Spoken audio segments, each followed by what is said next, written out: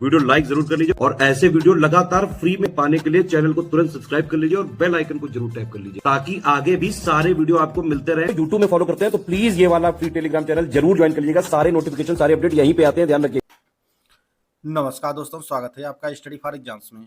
दोस्तों, इस वीडियो में हम लोग 31 जुलाई 2026 का टॉप 20 करंट अफेयर देखेंगे और यह वीडियो आपके आगामी एग्जाम यूपीटीपीएससी पेट 2026, SC RO, UPPSC RO, UPPCS सहित आगामी जितने भी एग्जाम होने वाले हैं आपके, उन सभी के लिए बहुत ज़्यादा महत्वपूर्ण करंट अफेयर है। तो आइए वीडियो शुरू करते हैं। देखते हैं आज का पहला प्रश्न हम लोग। आज का जो पहला प्रश्न है, भारत और नेपाल के बीच शुरू की गई पहली सीधी वाणिज्यिक कंटेनर मालवाहक रेल सेवा किस समझौते के तहत अपनी यात्रा पूरी की है? तो यह संशोधित भारत नेपाल रेल पारगमन प्रोटोकॉल के तहत जो है यह भारत और नेपाल के बीच पहली सीधी वाणिज्यिक कंटेनर मालवाहक सेवा जो है शुरू की गई है। और भारतीय रेल ने कोलकाता बंदरगाह से नेपाल के विराटनगर सीमा शुल्क यार्ड तक पहली सीधी वाणिज्यिक कंटेनर मालगाड़ी के सफल संचालन के साथ भारत नेपाल माल ढुलाई संपर्क को मजबूत करने में जो है एक महत्वपूर्ण उपलब्धि हासिल किया है। बढ़ते अगले क्वेश्चन की तरफ। अगला प्रश्न है, गांधी चिकित्सा महाविद्यालय के डेंटल सर्जरी विभाग द्वारा मुख कैंसर की शुरुआती पहचान और रोकथाम के लिए कौन सा एआई आधारित मोबाइल ऐप विकसित किया है? इसका नाम मुख आरोग्य है। इसका नाम मुख आरोग्य है और यह एक एआई आधारित मोबाइल ऐप है जिसे गांधी चिकित्सा महाविद्यालय जो मध्य प्रदेश के भोपाल में स्थित है, इसके द्वारा जो है यह ऐप लॉन्च किया गया है। तो इसे ए ऑप्शन सही है इसका। 27 जुलाई 2026 को ग्लासगो में आयोजित कॉमनवेल्थ गेम्स में महिलाओं की पैरा शॉट पुट F57 स्पर्धा में स्वर्ण पदक जीतने वाली भारतीय एथलीट कौन सी है? तो इनका जो नाम है वह शर्मिला धनखड़ है। शर्मिला धनखड़ ने जो है ग्लासगो में आयोजित कॉमनवेल्थ गेम्स में महिलाओं की पैरा शॉट पुट 57 स्पर्धा में जो है स्वर्ण पदक जीता है। तो इसका ए ऑप्शन सही है।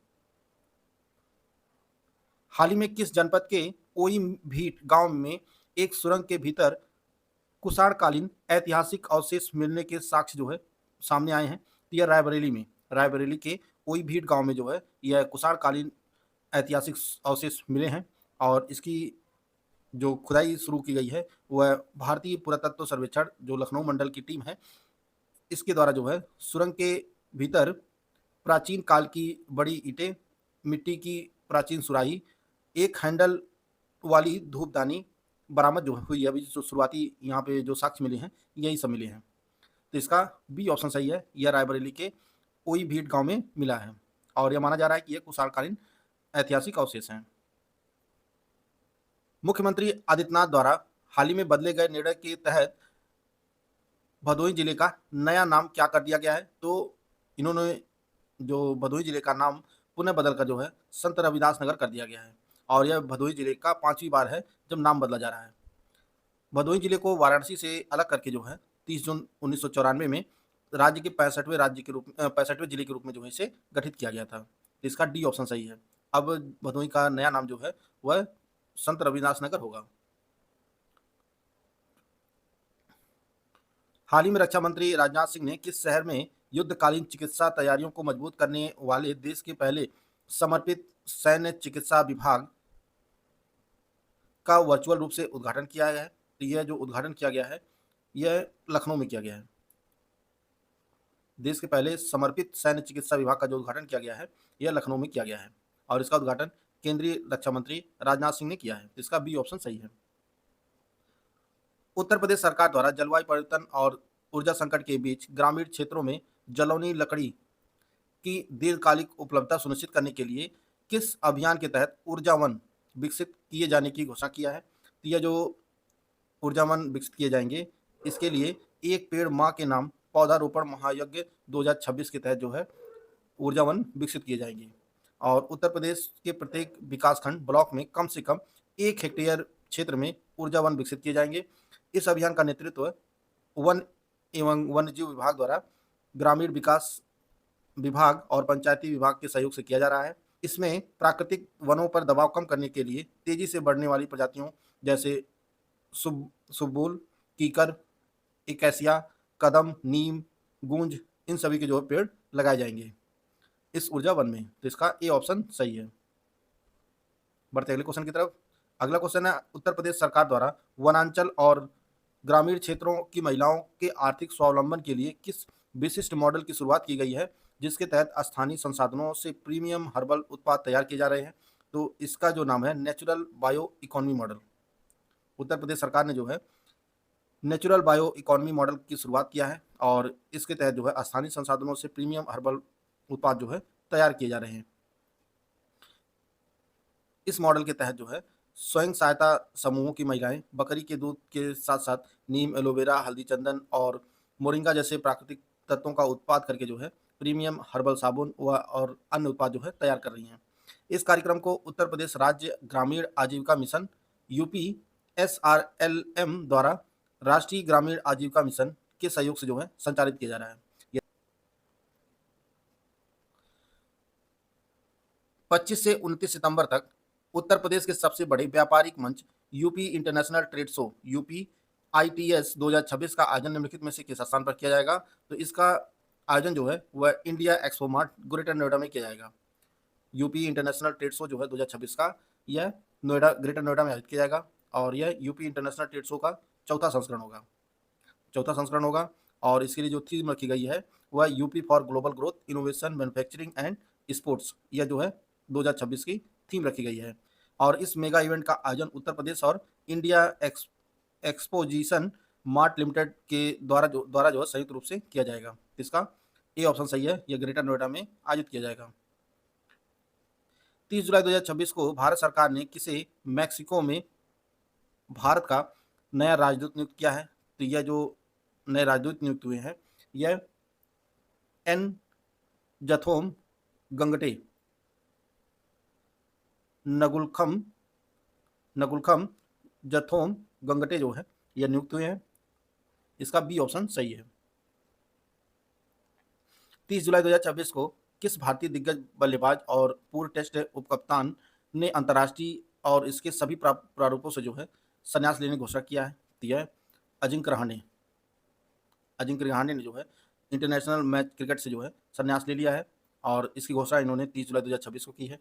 और ये महाराष्ट्र के, इनका जो जन्म हुआ था वो महाराष्ट्र में हुआ था और अजिंक्य रहाणे को भारत सरकार द्वारा 2016 में प्रतिष्ठित अर्जुन पुरस्कार से सम्मानित किया गया था। उन्हें यह पुरस्कार क्रिकेट के क्षेत्र में उत्कृष्ट प्रदर्शन और योगदान के लिए दिया गया था 2016 में। यह इंपॉर्टेंट फैक्ट आप लोग नोट कर लीजिएगा।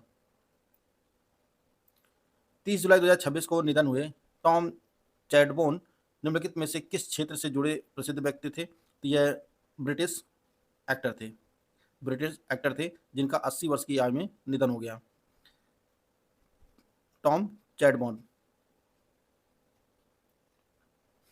हाल ही में किस प्रमुख टेक कंपनी ने भारत में अपना नया AI agent Gemini spark launch किया है। तो यह गूगल ने लॉन्च किया है।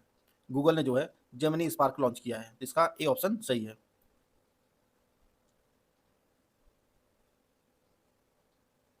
29 जुलाई 2026 को लोकसभा में पेपर लीक और परीक्षा में गड़बड़ी रोकने से जुड़ा कौन सा संशोधन विधेयक ध्वनि मत से पारित किया गया है। तो यह जो विधेयक है यह लोक परीक्षा अनुचित संसाधनों की रोकथाम संशोधन विधेयक 2026, इसे जो है ध्वनि मत से पारित किया गया है 29 जुलाई 2026 को।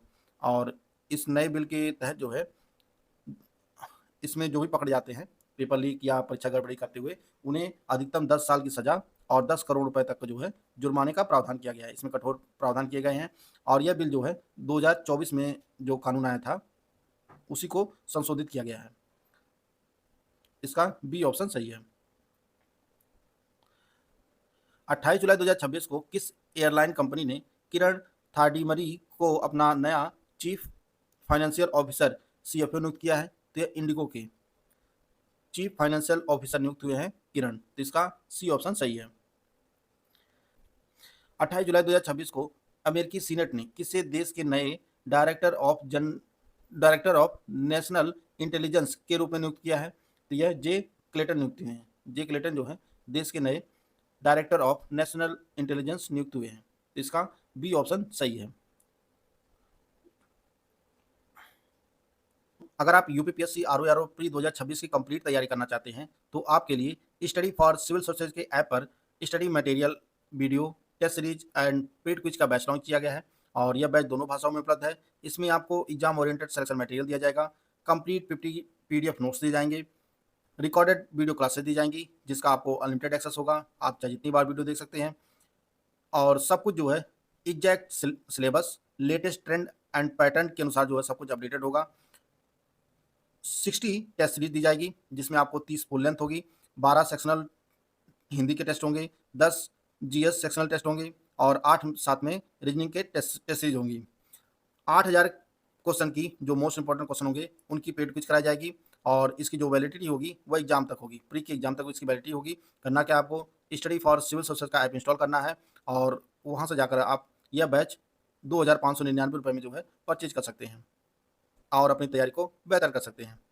29 जुलाई 2026 को कांतारा फिल्म के किस प्रसिद्ध अभिनेता और निर्देशक को प्रेस्टिजियस लीडरशिप इन सिनेमा दिए जाने का ऐलान किया गया है? तो यह जो प्रदान किया जाएगा ऋषभ शेट्टी को।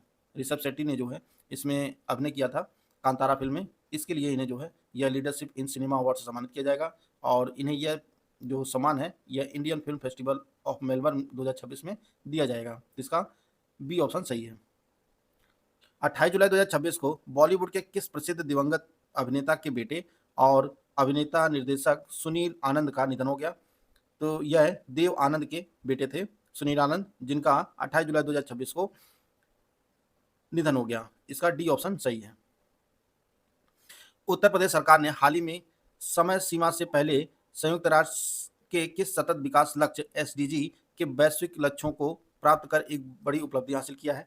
तो उत्तर प्रदेश सरकार ने एसडीजी 6 का जो लक्ष्य है इसे प्राप्त कर लिया है और यह स्वच्छ जल और स्वच्छता से संबंधित है।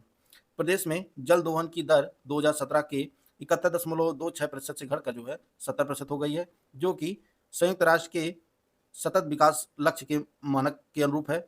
और वर्ष 2017 में प्रदेश में 82 अतिदोहित विकासखंड थे जिनकी संख्या जो है घटकर 44 रह गई है। वहीं सुरक्षित श्रेणी के विकासखंडों की संख्या जो है 540 से बढ़कर 563 हो गई है। हाल ही में किस राज्य सरकार ने बुनियादी शिक्षा में पढ़ाई से पिछड़े बच्चों के लर्निंग गैप को खत्म करने के लिए कैचअप शिक्षण अभियान तेज कर दिया है? यह उत्तर प्रदेश सरकार ने। उत्तर प्रदेश सरकार ने कैचअप शिक्षण अभियान शुरू किया है। जो बच्चे जिनकी पढ़ाई बीच में छूट गई थी या पढ़ने उनकी गैप हो गया था उनको खत्म करने के लिए जो है उत्तर प्रदेश सरकार ने कैचअप शिक्षण अभियान शुरू किया है और इसका उद्देश्य जो है स्कूली बच्चों के सीखने के अंतराल को भरना और उन्हें मुख्य धारा में लाना है। इसके जो मुख्य घटक हैं वह निपुण लक्ष्य हैं, 10 प्रभावी शिक्षण प्रथाएं हैं और रीडिंग कैंपेन पठन अभियान है। क्रियान्वयन की सीमा जो है यह राज्य भर के सभी सरकारी विद्यालयों, बीआरसी, बीएससी कार्यालयों और डाइट केंद्रों पर 31 जुलाई 2026 तक जो है यह आईईसी सामग्री का प्रदर्शन किया जाएगा।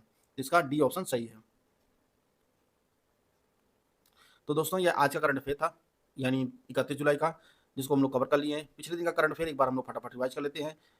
हिमाचल प्रदेश सरकार द्वारा शुरू की गई मुख्यमंत्री मछुआरा सम्मान निधि योजना के तहत पात्र मछुआरा परिवारों को प्रतिवर्ष कितनी वित्तीय सहायता सीधे उनके बैंक खाते में दी जाएगी? तो यह 3500 रुपये दिया जाएगा। हाल ही में किस राज्य सरकार ने साइबर वित्तीय धोखाधड़ी के पीड़ितों को की त्वरित मदद के लिए 27 जुलाई 2026 को साइबर वित्तीय धोखाधड़ी E0 FIR सेवा की शुरुआत किया है? तो गुजरात सरकार ने शुरू किया है। 28 जुलाई 2026 को मनाए गए विश्व हेपेटाइटिस दिवस 2026 की मुख्य थीम क्या है? तो यह हेपेटाइटिस, आइए इसे खत्म करें, 2026 की थीम है। वर्ष 2026 का प्रतिष्ठित फील्ड्स मेडल निम्नलिखित में से किन 2 गणतज्ञों ने जीतकर इतिहास रच दिया है? तो यह यू देंग और होंग वांग, ये दोनों जो है चीनी गणतज्ञ हैं, चीन के हैं। जुलाई 2026 में जारी हेनले पासपोर्ट इंडेक्स के अनुसार भारतीय पासपोर्ट की रैंकिंग 75वें स्थान से गिरकर अब किस स्थान पर आ गई है? तो यह 81वें स्थान पर आ गई है। यूथ हॉकी 5 एशियाई चैंपियनशिप के फाइनल मुकाबले में भारतीय सब जूनियर हॉकी पुरुष टीम ने किस टीम को पराजित कर स्वर्ण पदक जीता है? तो पाकिस्तान को हराकर स्वर्ण पदक जीता है। नासा ने ग्रहों के छल्लों का सीधे अध्ययन करने के लिए हाल ही में किस नाम से एक नई मिशन अवधारणा पेश की है? तो इसका नाम प्रैक्सिस है। हाल ही में किस देश ने संयुक्त राष्ट्र को औपचारिक रूप से सूचित कर इंटरनेशनल क्रिमिनल कोर्ट यानी अंतर्राष्ट्रीय आपराधिक न्यायालय से हटने की घोषणा किया है? तो वेनेजुएला ने हटने की घोषणा किया है। हाल ही में किस देश ने संयुक्त राष्ट्र अंतर्राष्ट्रीय व्यापार कानून आयोग की स्थापना की 60वीं वर्षगांठ के अवसर पर एक अंतर्राष्ट्रीय सम्मेलन की मेजबानी किया है, जो भारत ने किया है।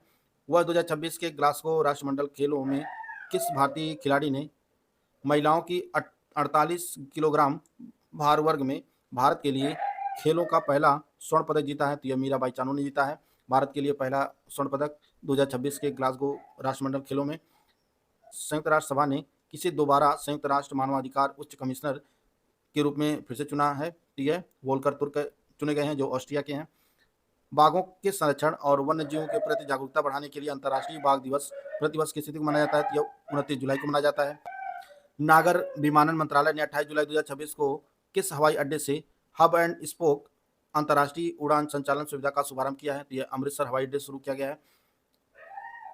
28 जुलाई 2026 को पर्यावरण के प्रति जिम्मेदारी और बेहतर जीवन शैली को बढ़ावा देने के उद्देश्य से किस संस्थान ने विश्व प्रकृति संरक्षण दिवस मनाया है? तो यह राष्ट्रीय प्राणी उद्यान नई दिल्ली में मनाया गया है।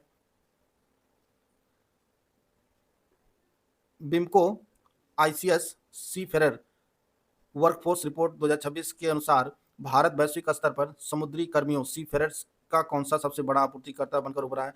तो दूसरा सबसे बड़ा आपूर्तिकर्ता बनकर भारत उभरा है। केंद्रीय बजट 2026 में वर्ष 2047 तक अंतर्देशीय जलमार्गों और तटीय नौवहन की हिस्सेदारी को 6% से बढ़ाकर कितने प्रतिशत करने का लक्ष्य निर्धारित किया गया है? तो 12% किया गया है।